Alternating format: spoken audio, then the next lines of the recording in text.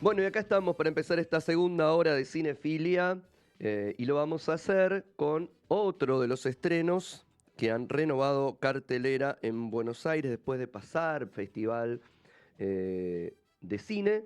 Se estrenó finalmente esta coproducción entre Paraguay y Argentina que se llama Una sola primavera y lo veo conectado a su director Joaquín Pedretti. Mientras seguimos esperando más conexiones, vamos a empezar a hablar con Joaquín. Joaquín, Javier, Lucy, acá desde el piso de Cinefilia, ¿cómo estás? Ah, espera que, si vos me escuchás, yo no te estoy escuchando, a ver si estás muteado. No, estaba, Ah, estaba muteado. estás muteado. ¿Cómo va? ¿Todo bien? Todo muy bien, por suerte. Bueno, lo veo Ahora muy oscura el lugar. ¿Dónde estás exactamente? Si se puede saber. ¿Qué? estoy en la Cinemateca Portuguesa. Ah, claro, por eso la nocturnidad de la imagen en todo caso. Joaquín, a ver, Exacto. ¿cómo se originó? ¿Cómo fue el origen, el germen de esta Una sola primavera? Le contamos un poquitito a la gente basada en un hecho real, en Paraguay, algo que tiene que ver con estas movidas civiles y demás, movimientos civiles contra Stroessner, y en todo caso, qué es lo que va ocurriendo en la vida de estos personajes. Un poco de eso va Una sola primavera.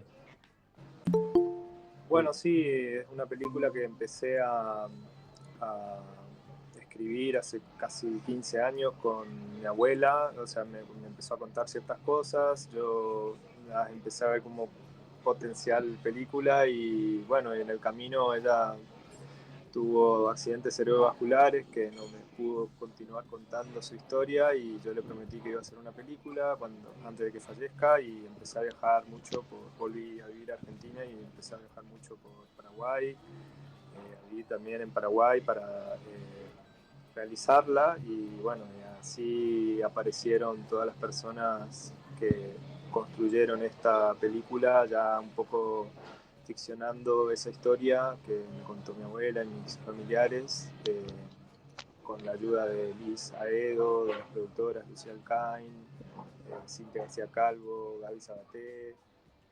Luego aparecieron las actrices, una de ellas está aquí, la estoy viendo, se llama Majo Cabrera, ujú. fue su primer película. Y bueno, quizá ella nos puede contar un poquito, ¿no? Ah, Sobre ya a partir de esa etapa, cómo fue. dale, ahí me das pie para saludarla. Estábamos esperando que se conecte, pero ahí se conectó ya Majo Cabrera, que es la protagonista de Una sola primavera. Majo, buenas tardes, Javier Lucy, acá desde el piso de Cinefilia. ¿Cómo va? ¿Cómo va, Javier? Un gusto enorme estar contigo, con tu audiencia y bueno, compartir ahora con el director. Ahí estaba Joaquín dándote pie para contar cómo fue, cómo entraste en Una sola primavera, cómo fue construir a esta Paulina Bautista. No sé si Joaquín ya comentó que bueno, empezamos todo esto sin saber que se nos venía encima una pandemia. Ujú, Así que ahí tenía la ilusión cuando me dan la noticia de que, bueno, tenía el papel protagónico y imagínate, cuando te dan una noticia así, hay una ilusión muy grande detrás. ujú. Y bueno, a esto le sigue la noticia de que entramos en pandemia. Pandemia. Así que a partir de ahí fue estar mucho en contacto con Joaquín, que me introdujo al mundo de su abuela. Em, Creo que la pandemia nos permitió esto, que podamos haber hecho horas interminables, reuniones interminables por videollamada, como lo estamos haciendo ahora. Mm, Este era el formato en el que nos manejamos y bueno. Nada, realmente con Joaquín tuve un trabajo hermoso. Joaquín me permitió entrar en su historia y bueno, a partir de ahí, como dice él, empezar a ficcionarla y fue un proceso largo de construcción, también con mi compañera de protagónico, Salma Vera. Tuvimos que generar esta relación de de hermanas. hermanas. Ujú. Así que convivimos mucho, nosotras que estábamos por Paraguay, que sí podíamos encontrarnos por ahí, entonces tuvimos la oportunidad de compartir mucho para llegar también a generar esa relación y que se pudiera ver eso después en pantalla, esa relación de hermanas entre sus cosas buenas y sus peleitas, ¿verdad? Así que creo que, bueno, fue un proceso por el que realmente creo que nadie esperaba pasar y que lo hicimos al final bastante bien y fue gracias a que a que tuvimos un cuerpo humano maravilloso que pudo empujar este proyecto a pesar de las circunstancias. Fue muy lindo ver cómo uníamos fuerzas, tanto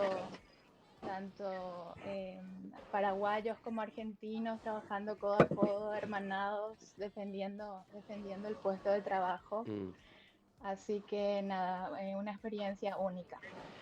Joaquín, a ver, hacer una película de época, la película es 1947 en Paraguay, digo, es todo una cuestión, porque hay que hacer, para nuestras cinematografías latinoamericanas hay que hacer a veces del defecto virtud, ¿no? Y los planos, y cómo hago cosas, y cómo corto cómo con lo poco que puedo llegar a tener también construyo ese espacio, construyo esa época, construyo eso también. Digo, meterse en contar una historia que te toca de cerca, meterte en una película de época, o sea, las que hiciste todas. Sí, la verdad es que no era consciente de dónde nos metíamos hasta que estábamos muy adentro, pero valió la pena, sin duda. Para mí fue un gran aprendizaje, una gran escuela. Yo venía un poco más del cine experimental, si se quiere, muy del cine de autor y de algún modo también asumí de que, bueno, en verdad lo que quería hacer al inicio era un documental con archivos. Al no encontrar archivos, justo coincidió que, bueno, fui ayudante en uno de bueno, en la película de Paz Encina, que se llama Exposición Memoria, donde Sí, habían unas ciertas escenas de ficción de época. sí, eh, y ahí creo que, bueno, la directora de arte, María Onis, me animó un poco a que traslade todo eso que tenía investigado a una ficción. Luego Leandro Listorti, que yo le estaba pidiendo que me ayude con los archivos, también me sugirió lo mismo. Entonces, de repente, como que no había otra opción y ahí empecé a escribir la ficción. Hablé con Renate Costa, una directora paraguaya, que me sí. animó mucho también.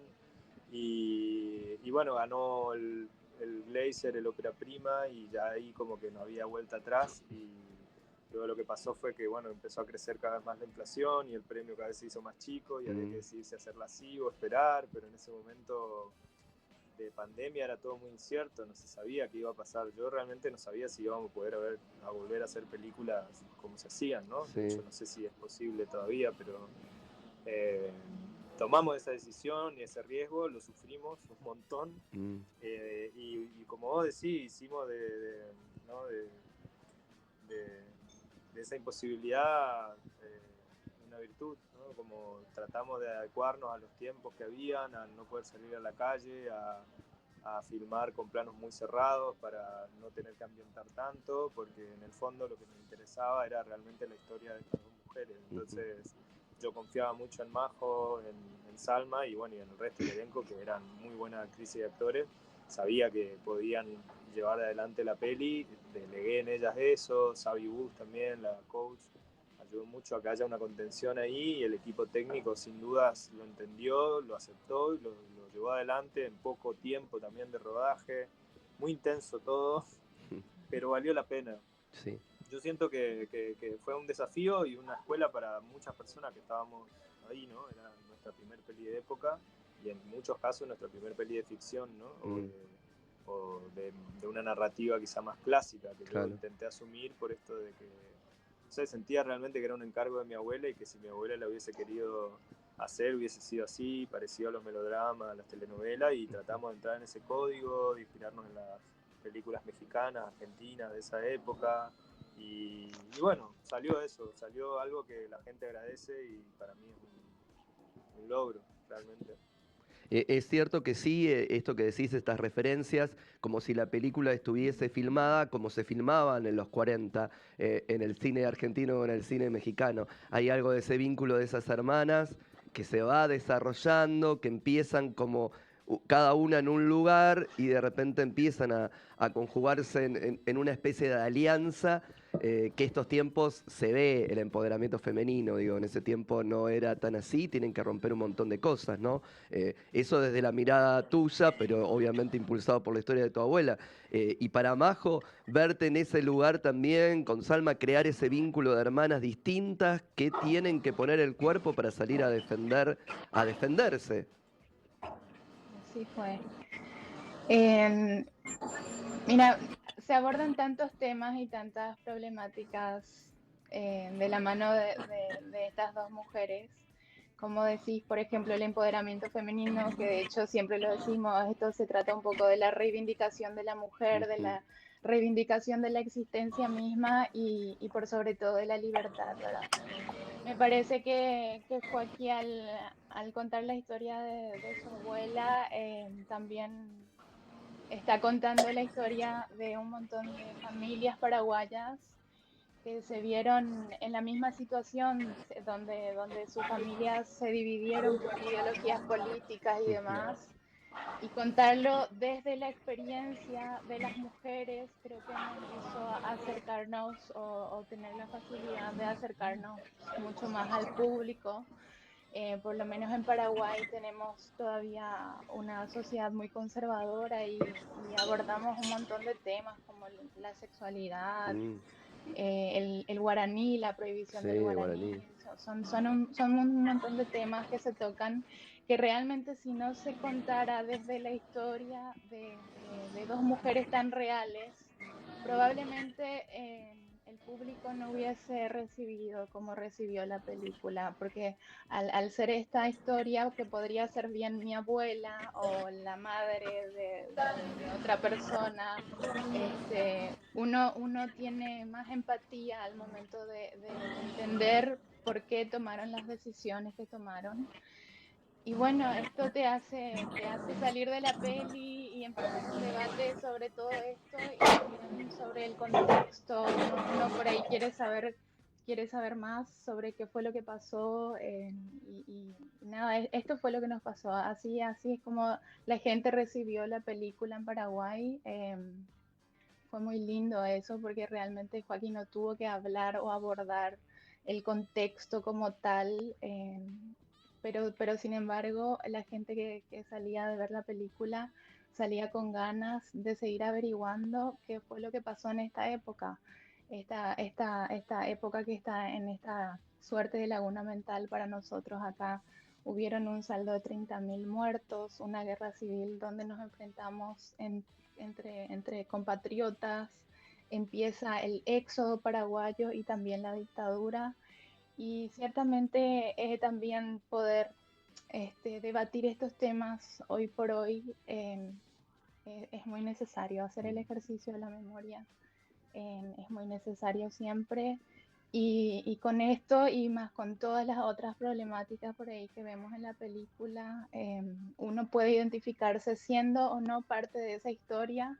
Uno tiene la posibilidad de identificar otras cuestiones que por ahí le apelan más a uno, ¿verdad? Y se puede ver eso en la película. Sí, como vos decís, hay un montón de temáticas que lamentablemente han atravesado, por lo pronto, a las mujeres en Latinoamérica y en el mundo, digo, desde ese lugar sin conocer exactamente los detalles históricos políticos, para el que no los tiene tan claros o para el que los escucha un poco, nada, ahí de oída y demás, hay un montón de cosas que se van tejiendo en las alianzas familiares y de vínculos también, ¿no? Que la película expone y que de alguna manera la universaliza también. Así es.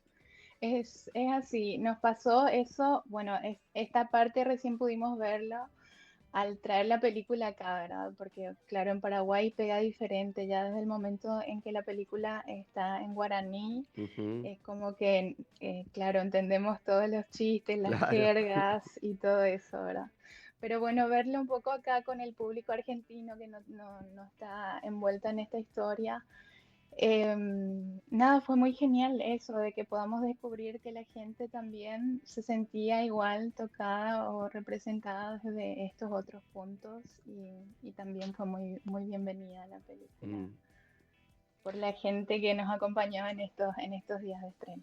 Joaquín, mira, entre otros riesgos que te nombraba, me olvidé de decir eso también, ¿no? Utilizar el guaraní tanto mezclado con el español a veces en la misma oración, a veces directamente diálogos en guaraní, digo, ese era otro riesgo que estás tomando para una ópera prima, que de este lado se agradece. Digo, porque también la construcción de cómo es un personaje, cómo es una persona, también tiene que ver con el lenguaje.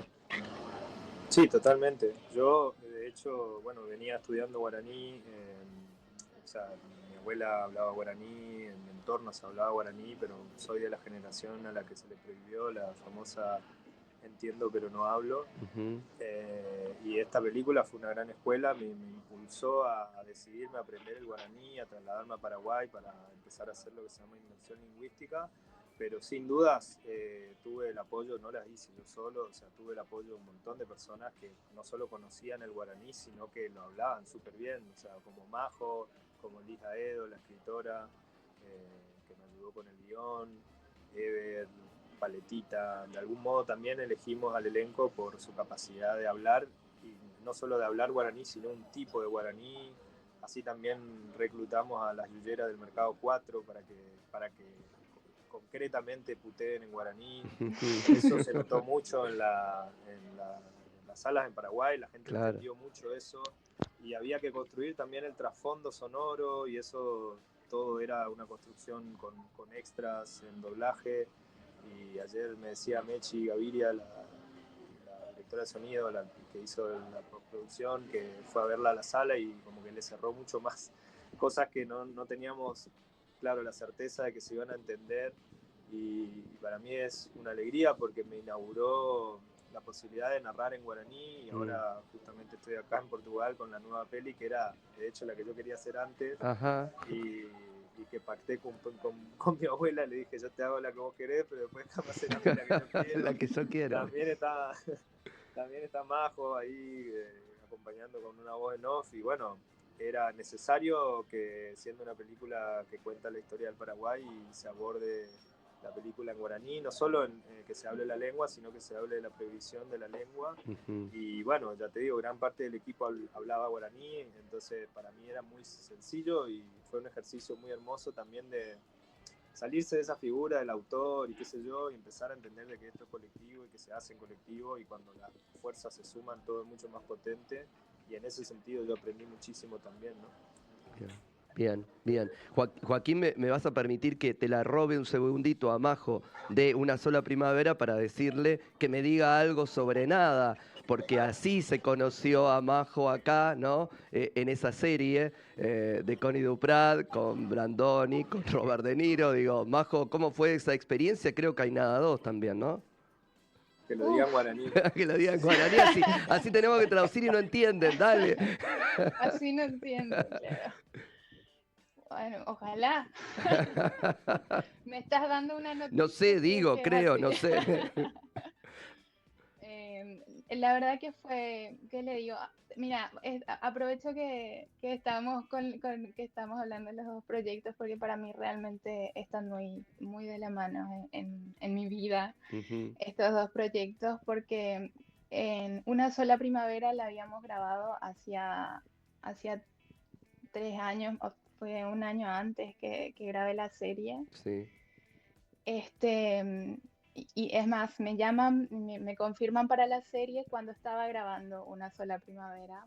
Y bueno, la verdad que haber grabado Una sola primavera y haber tenido el rol protagónico que es el que te da, digamos, esa carga laboral, de verdad, realmente me sirvió, pero muchísimo, porque era mi primer protagónico y bueno, trabajar tan de cerca con el equipo técnico y entender el funcionamiento de un set de la manera en la que pude comprender gracias a este trabajo también fue como una suerte de laboratorio, les suelo decir a los chicos realmente, fue como una suerte de laboratorio esta peli para antes de, o que después pude venir a hacer el trabajo que hice en Nada, ¿verdad? Nada.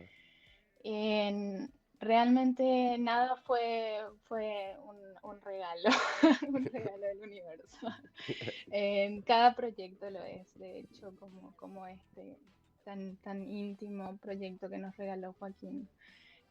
Pero realmente Nada también me dio la posibilidad me dio un pantallazo muy Ujú. grande a nivel internacional y nada más y nada menos que del brazo de Luis Brandoni y de Robert De Niro y con Mariano Cohn y Gastón Duprat, inmensos directores también. Em, Nada, realmente fue una experiencia que yo no tenía idea que iba a pasar y que iba a pasar tan pronto. Y me abrió las puertas a las casas del El público público. argentino Mm. y eso fue muy lindo. Este personaje realmente fue muy entrañable, lo que facilitó que sea más fácil el acercamiento hacia el público, pero nada, realmente puedo sentir el cariño del público argentino y la bienvenida que me dan. Estoy muy agradecida por eso. Nada mejor que ustedes, que son los que hacen, inviten a los que están del otro lado a ver cine en el cine. No sé si lo tienen ahí, dónde y cuándo se puede ver Una sola primavera. Sí, ya se estrenó el jueves en el Cine Gaumont. Ujú. Estará toda esta semana al menos en 2 funciones de 14 horas y a las 20. Y luego empezará su gira por salas en todo el país. Nosotros con Majo vamos a recorrer todas las salas del Nordeste, Ujú. empezando por Posadas en el IMAX.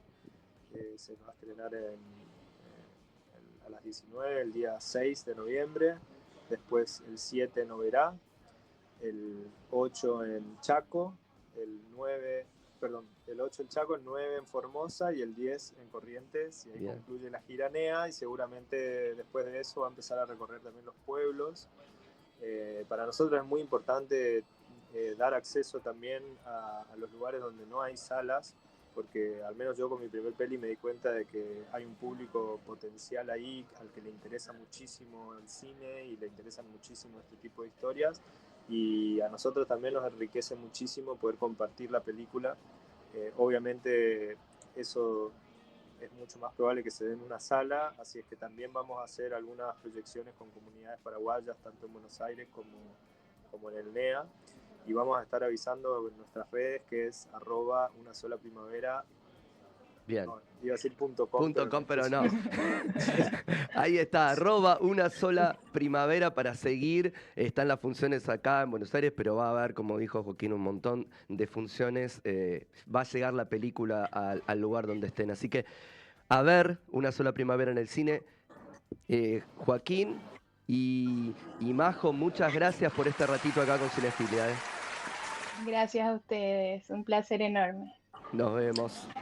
Gracias, muchísimas gracias. Nos No, por vemos la favor. semana. Y nos vamos con nuestro segundo tema del día de hoy. En este caso es Always on My Mind, el tema de Pet Shop Boy, que también suena en El Aprendiz.